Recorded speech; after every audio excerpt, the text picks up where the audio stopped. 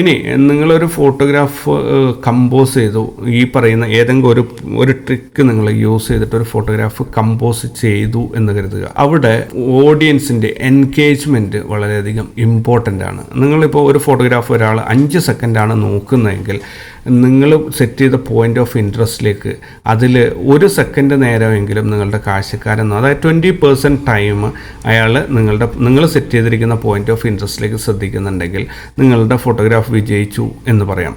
അതേ സമയത്ത് ഫോട്ടോ കണ്ടു, പെട്ടെന്ന് അതിനകത്ത് മമ്മൂട്ടിയെ നോക്കാതെ മറ്റുള്ള കാര്യങ്ങൾ സെർച്ച് ചെയ്ത് പോകുന്നുണ്ടെങ്കിൽ അതിനർത്ഥം അവർ ഈ നോൺ ഒബ്ജക്റ്റിലാണ് പോയിൻ്റ് ഓഫ് ഇൻട്രസ്റ്റ് സെറ്റായത് കറക്റ്റാണ്, പക്ഷേ ഈ ഫോട്ടോ ഒരു ഓഡിയൻസിനെ എൻഗേജ് ചെയ്യിക്കുന്നില്ല എന്ന് വേണം കരുതാൻ വേണ്ടിയിട്ട്.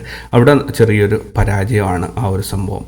കാരണം നമ്മൾ മമ്മൂട്ടി വന്നിട്ട് ഇനാഗുറേറ്റ് ചെയ്യുന്ന ഒരു ഒബ്ജക്റ്റ് മമ്മൂട്ടിയുടെ ഫേസിലേക്ക് ആൾക്കാർ അത് മമ്മൂട്ടി അവിടെ കിട്ടി, ഇതെന്താ സംഭവം എന്ന് നോക്കിയിട്ട് അവർ പുറകിലേക്ക് അവിടെ ഇവിടെയൊക്കെ തപ്പിപ്പോകുന്നുണ്ടെങ്കിൽ ഓഡിയൻസിൻ്റെ എൻഗേജ്മെൻറ്റ് അവിടെ കുറയാണ്. ഇപ്പോൾ നിങ്ങൾ ഇപ്പോൾ മമ്മൂട്ടിയുടെ കേസല്ലാതെ വേറെ ഒരു ഷാർപ്പാക്കിയിട്ട് ഒരു ഫോട്ടോയാണ്, ഒരു ലാൻഡ്സ്കേപ്പിൽ അല്ലെങ്കിൽ ഒരാളെ നിർത്തിയിട്ട് നിങ്ങൾ അയാളെ ഷാർപ്പാക്കി എടുത്തു, ബാക്കിയൊക്കെ ബ്ലർ ചെയ്തു.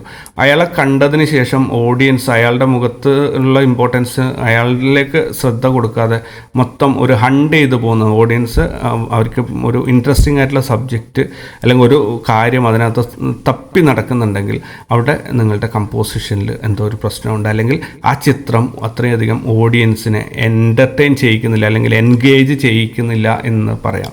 ഇത് നമ്മുടെ ഒരു ഫോട്ടോഗ്രാഫറിൻ്റെ ഒരു കുഴപ്പമല്ല അതിൻ്റെ. പക്ഷേ നമ്മുടെ ടാർഗറ്റ് നമ്മൾക്ക് ചെയ്യാൻ പറ്റുന്നത് കാഴ്ചക്കാരൻ്റെ കണ്ണുകൾ നമ്മൾ ഉദ്ദേശിച്ച സ്ഥലത്തേക്ക് ആദ്യം എത്തിക്കുക എന്നുള്ള കാര്യത്തിൽ നമ്മൾ വിജയിച്ചിട്ടുണ്ട്.